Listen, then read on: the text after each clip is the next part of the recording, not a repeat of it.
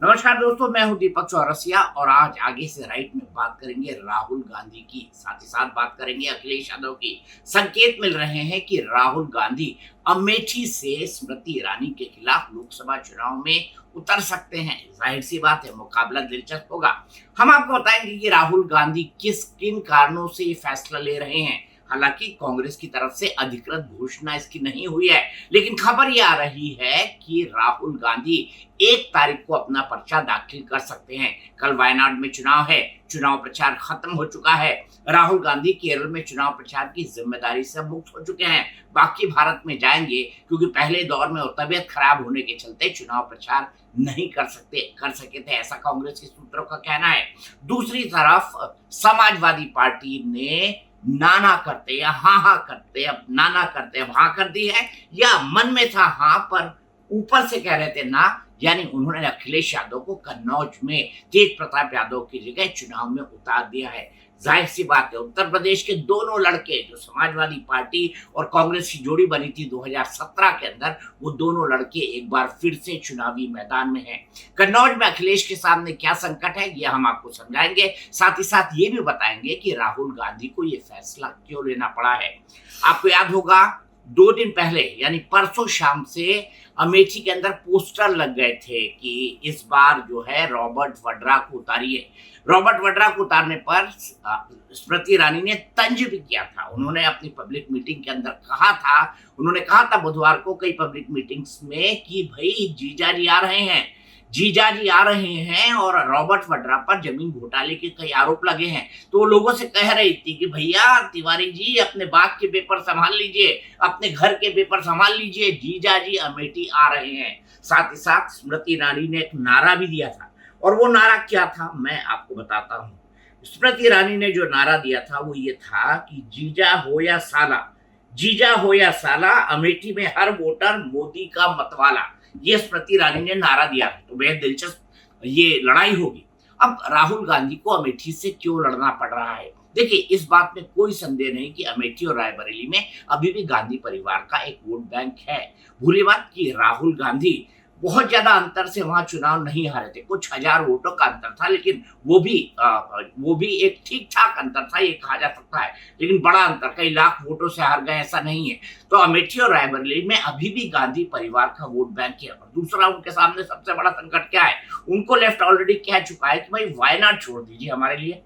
उनको कह चुका है कि आप उत्तर भारत में उस सीट से चुनाव लड़िए जहां से आप बीजेपी को टक्कर दे सके। तो ऐसा राज्य कौन सा है? उत्तर प्रदेश। ऐसे राज्य में अगर राहुल गांधी चुनाव से पीछे हट जाते हैं और वो बीजेपी को मुकाबला देने की बजाय लेफ्ट को मुकाबला देते हैं, तो इंडिया गठबंधन में राहुल के लिए बहुत असहज स्थिति उत्पन्न हो जाएगी। और अगर वो अमेठी और रायबरेली दोनों छोड़ देते हैं, यानी राहुल भी अमेठी छोड़ देते हैं और रायबरेली भी छोड़ देता है गांधी परिवार, प्रियंका नहीं लड़ती हैं। मैं ये भी बताऊंगा आपको कि प्रियंका की लड़ने की कितनी संभावना है। ये कहा जा रहा है कि राहुल एक को अपना कैंडिडेट डिक्लेयर कर सकते हैं। हालांकि राहुल से जब भी पूछा गया कि क्या आप अमेठी से उतरेंगे, क्या आप रायबरेली से प्रियंका जी उतरेंगी, तो उन्होंने हमेशा यही कहा है कि इस पर फैसला पार्टी की सीईसी लेगी।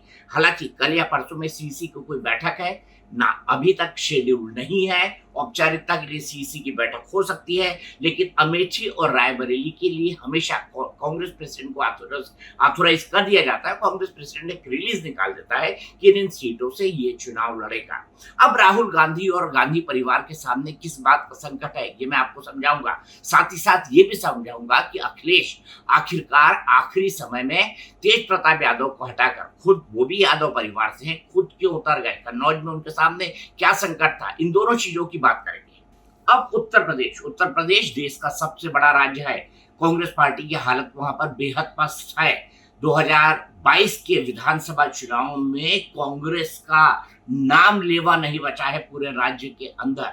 लोकसभा की सिर्फ एक सीट उनके पास है, वो भी रायबरेली, और उसको भी मिसेस गांधी छोड़ चुकी हैं। स्वास्थ्य के कारणों से अब वो राजस्थान से राज्यसभा में आ चुकी हैं।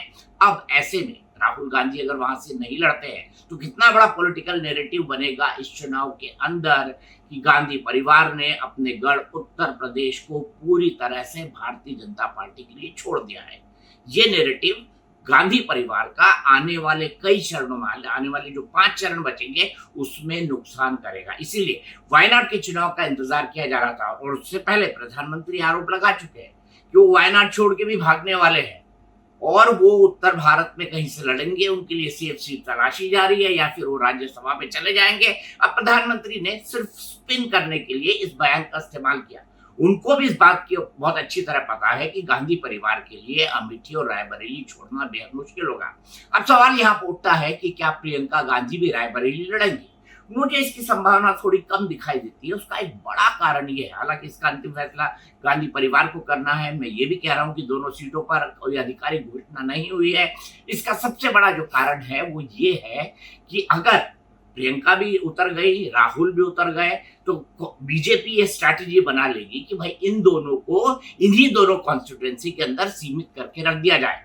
तो वो अमेठी के अंदर राहुल का प्रचार भी नहीं कर पाएंगी। और वैसे भी राहुल गांधी पब्लिक जो पार्टी की मीटिंग में वो ये कहते रहे हैं कि 3 सांसद गांधी परिवार से नहीं होना चाहिए, 3 सांसद गांधी परिवार से नहीं होना चाहिए, ये वो कहते रहे हैं। तो प्रियंका सांसद बनेंगी नहीं बनेंगी, बाद में राज्यसभा आएंगी, रायबरेली लड़ सकती है नहीं, इस पर भी अंतिम फैसला गांधी परिवार को ही करना है। राहुल पल में तोला होते हैं, पल में मासा होते हैं, अपनी बहन को लड़ाते हैं या नहीं लड़ाते हैं, ये अंतिम फैसला भी मिसेस गांधी और राहुल गांधी आपस में प्रियंका के साथ बैठकर डिसाइड करेंगे। तो ये समीकरण बनता है पूरा का पूरा गांधी परिवार का। अब आप पूछेंगे कि राहुल गांधी तो 2019 में चुनाव हारने के बाद अमेठी से गायब रहे थे, भारत जोड़ो न्याय यात्रा में भी गए, लेकिन जिसको कहते हैं ना मुंह छुआने के लिए चले गए, मुंह छुआने के लिए आप चले गए, आपने वहां पर 1-2 रैली की, फिर उसके बाद आप वापस निकल गए, आपने उतना एक्टिव कैंपेन नहीं किया। वैसे भी गांधी परिवार अमेठी और रायबरेली बेहद कम जाता रहा है, उनके लोग ही वहां पर बाकी जो काम जो मैनेजमेंट करते थे, उनके परिवार से जुड़े लोग, एक मिस्टर शर्मा हैं, वो वहां पर काफी काम संभालते थे अमेठी और रायबरेली के अंदर। और 2004 से लगातार अमेठी से राहुल गांधी 2019 तक सांसद रहे हैं। ऐसे में क्या गांधी परिवार का वोट बैंक वहां पर है? हाँ है। क्या स्मृति ईरानी का वोट बैंक वहां पर है? बिल्कुल है, बीजेपी का है। बीजेपी ने कई सारी विधानसभा की सीटें वहां पर जीती है, रायबरेली के अंदर भी जीती है। और अभी समाजवादी पार्टी के उस इलाके के जितने भी बड़े नेता थे वो भी भारतीय जनता पार्टी के अंदर आ गए हैं, इससे भी इनकार नहीं किया जा सकता। आदित्य सिंह जो विधायक है वो भी अब भारतीय जनता पार्टी के साथ है, रायबरेली में उनका काफी अच्छा खासा होल्ड है। तो इससे भी इनकार नहीं किया जा सकता। अब ऐसे में स्मृति ईरानी क्या राहुल गांधी को चुनौती दे पाएंगी? भाई जब से चुनाव अनाउंस हुए स्मृति ईरानी वहीं पे है, उन्होंने अमेठी में अपना घर बना लिया है। तो स्मृति ईरानी 2014 में जब चुनाव हारी थी राहुल गांधी से कम अंतर से, तब से स्मृति ईरानी लगातार अमेठी जा रही हैं। स्मृति ईरानी ने 2019 में चुनाव जीतने के बाद वहां पर घर बनाने का फैसला किया और चुनाव से ठीक पहले उन्होंने गृह प्रवेश भी कर लिया है। चुनाव घोषित होने के बाद से वो लगातार अमेठी में बनी हुई हैं और गाहे बगाहे गांधी परिवार पर हमला करती आ रही हैं। अमेठी में राहुल पर, प्रियंका पर, रॉबर्ट वाड्रा पर हमला करने में उन्होंने कोई कसर नहीं छोड़ी है। मैंने आपको बताया कि उन्होंने कल क्या नारा लगवाया लोगों से, लोगों को क्या नारा दिया जब रॉबर्ट वाड्रा के पोस्टर लग गए। और मैंने आपको पहले बता भी चुका हूँ अपने यूट्यूब चैनल पर, दीपक चौरसिया के यूट्यूब चैनल पर, कि जो है अमेठी में राहुल गांधी को चुनाव लड़ना ही पड़ेगा। ये मैं पहले जब वायनाड से उनकी घोषणा हुई उसी दिन कह चुका हूं। तो स्मृति ईरानी ने कल नारा लगाया हो, जीजा हो या साला, जीजा हो या साला, अमेठी में हर वोटर मोदी का मतवाला। तो इस तरह के नारे भी चल रहे हैं। और cache line Bharatiya Janata party बड़ी शानदार देती है। तो राहुल कैसा कैंपेन करेंगे, गांधी परिवार की क्या स्ट्रैटेजी होगी? अब सवाल यह है कि तेज प्रताप यादव को हटाकर अखिलेश क्यों कूदे और राहुल गांधी क्यों आएंगे रायबरेली में? मैंने आपको ये समझाया।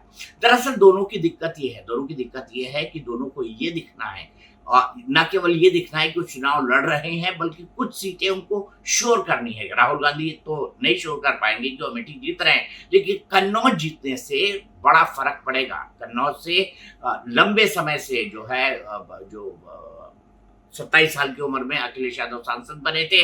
मुलायम सिंह यादव ने जब उनको उपचुनाव में कैंडिडेट बनाया था तो उन्होंने कहा था कि बेटे को उतार रहा हूं, इसको जो है एमपी बनाकर भेजना। तो बेटा एमपी बन गया था, तब से वो लगातार एमपी हैं। अखिलेश यादव लंबे समय से एमपी हैं, मुख्यमंत्री भी बने, और जब मुख्यमंत्री बने तो उन्होंने कन्नौज से अपनी पत्नी को चुनाव में उतारा, लेकिन 2019 में उनकी पत्नी डिंपल यादव चुनाव सुब्रत पाठक से हार गई।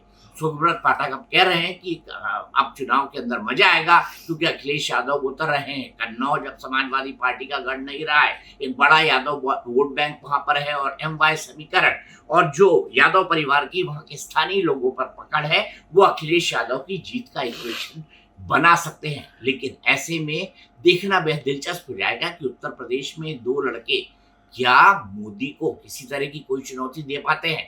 हालांकि कल तक उत्तर प्रदेश में 2 चरणों का चुनाव प्रचार खत्म हो जाएगा। 26 तारीख को 2 चरणों का चुनाव प्रचार खत्म हो जाएगा, फिर 5 चरण बचेंगे। लेकिन उत्तर प्रदेश में कुल 80 सीटें हैं।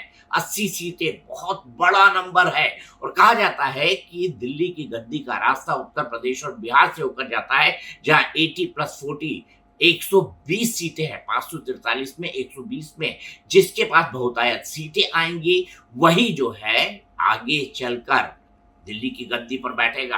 तो देखना बेहद दिलचस्प हो जाएगा कि 2 लड़के उत्तर प्रदेश के अंदर क्या कर पाते हैं। और इस बार उत्तर प्रदेश में अकेले मोदी नहीं है, योगी और मोदी की जोड़ी है, और मोदी बार बार योगी की बुरी बुरी प्रशंसा कर रहे हैं। उन्होंने उत्तर प्रदेश में नारा दिया था, यूपी प्लस योगी बहुत है उपयोगी। तो ये उपयोग यूपी और में योगी और मोदी के खिलाफ अपनी चाम का इस्तेमाल ये दोनों लड़के कैसे कर पाएंगे, ये देखना बेहद दिलचस्प हो जाएगा। जाहिर सी बात है, अब उत्तर प्रदेश की चुनावी लड़ाई में इन दोनों के कूदने के बाद, अखिलेश और राहुल की कूदने के बाद और मजा आएगा।